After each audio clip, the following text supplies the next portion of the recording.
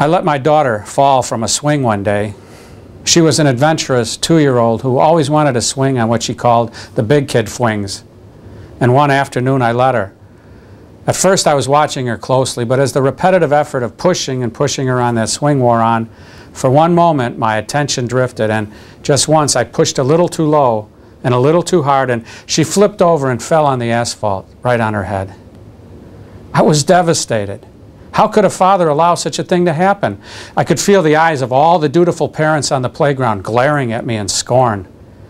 My daughter cried, shocked that her daddy could let her down so. I scooped her up and I held her. I rubbed her head and I kissed it. I murmured apologies and soothing words.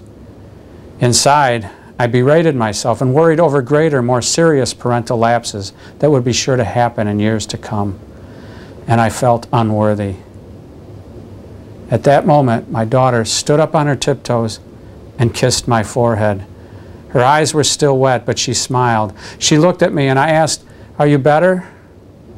"Swing better," she said, smiling, trying to boost herself up on the swing again.